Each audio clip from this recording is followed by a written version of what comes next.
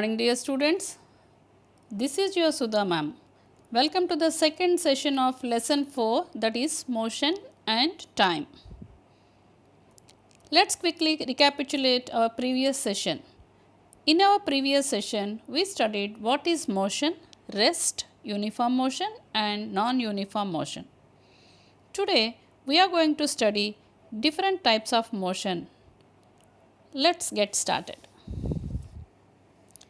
Based on the path taken by the bodies in motion, we classify motion of bodies as translatory motion, rotatory motion and oscillatory motion. Let's discuss about translatory motion. If all parts of the moving body move in the direction of motion, then the motion is said to be in translatory motion. Once again children, if all the parts of the moving body move in the direction of the motion, then the motion is said to be in translatory motion. Example, a car moving along a road, a ball rolling on the ground, firing of a bullet from the gun, a man running on the road. These are some examples of translatory motion. Translatory motion is of two types, rectilinear motion and curvilinear motion. Coming to the rectilinear motion. If a body in translatory motion moves along a straight line, then the motion is called rectilinear. That means the body in the translatory motion and it is in the straight line. It moves in the straight line, then we will call it as a rectilinear motion. Example, motion of coins on the carom board, a ball rolling on the ground, a car moving on the road, and elevator and march fast of the army. These are some examples of rectilinear motion. Now coming to the curvilinear motion. If a body in translatory motion moves along a curved path, then the motion is called curvilinear motion. That means it is translatory motion and the motion is in a curved path. The movement is in a curved path or circular path, then we define as curvilinear motion.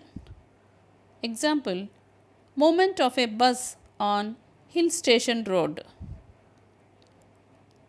throwing paper aeroplanes into the air. Generally, these movements they show the curved path. They follow the curved path, hence we will call it as curvilinear motion. Now, let us study about rotatory motion. A body is said to be in rotatory motion or circulatory motion if it moves about a fixed axis without changing the radius of its motion. Rotatory motion is the motion that occurs when an object rotates on its own axis. Example, while driving a car, the motion of wheels and the steering of the car they are about on their own axis. This is an example of rotatory motion. And motion of the ceiling fan, earth's rotation, motion of spinning top, potter's wheel are some examples of rotatory motion.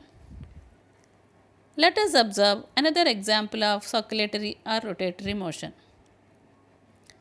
Suppose a stone is tied with the help of a string, and if it is whirled in a circular manner, it moves about its fixed axis without changing its radius. This kind of motion the stone is exhibiting is rotatory motion or circulatory motion. Let us observe an activity. Take a table tennis ball and Keep it on the surface of a table. Push the ball with your finger and observe its motion. Is it rotatory or translatory? When you push the ball, it moves from one end to the other end of the table. All the particles of the ball also move along with the direction of the motion of the ball. Hence, it is translatory motion. Similarly, each particle of the ball moves in a circular path about a particular line when the ball rolls on the surface. This is rotatory motion. Thus, the ball possesses both translatory and rotatory motion. Now coming to the oscillatory motion. The to and fro motion of an object about its mean position is called oscillatory motion. The to and fro motion, simply say, means the to and fro motion of an object is called oscillatory motion. Example, pendulum clock, bouncing ball and swing.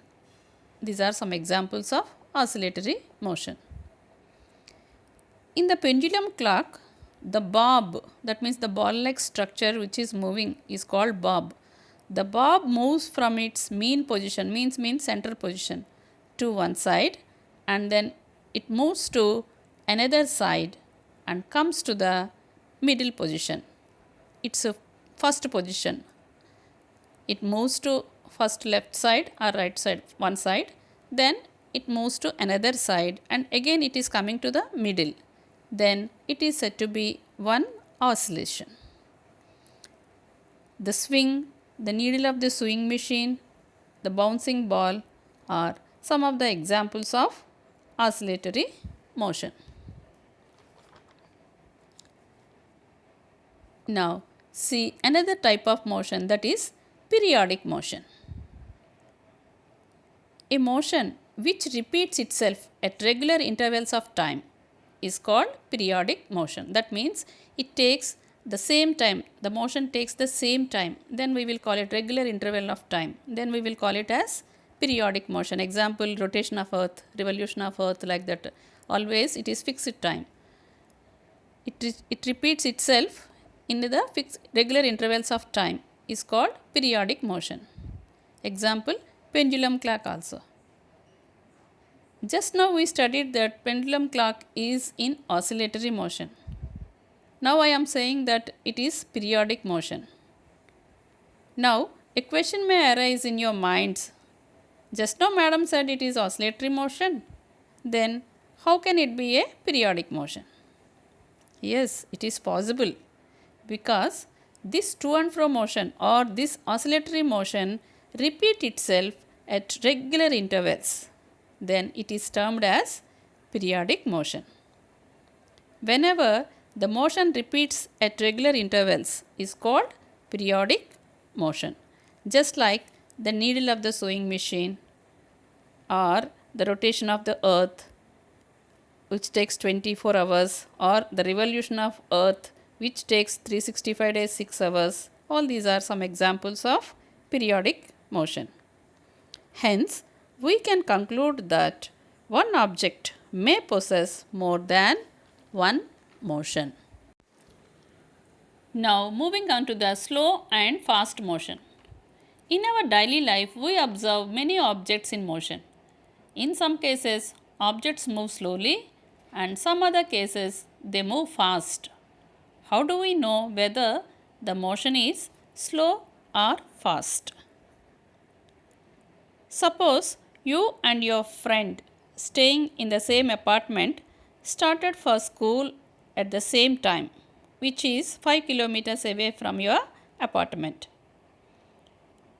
You started on bicycle and your friend started by motorcycle. Who will go fast? Yes, obviously your friend, because motorcycle is faster than a bicycle. Let's take another example. You are going to the market and you observe two cars going in the same direction, can you say which is faster? Yes, the car which is racing the other or going ahead of the other is faster, isn't it? But can you say which is faster if two cars are traveling in an opposite direction? No, you can't. For this, we need how much distance they have traveled and time taken to travel that destination. Then only we can say which one is faster.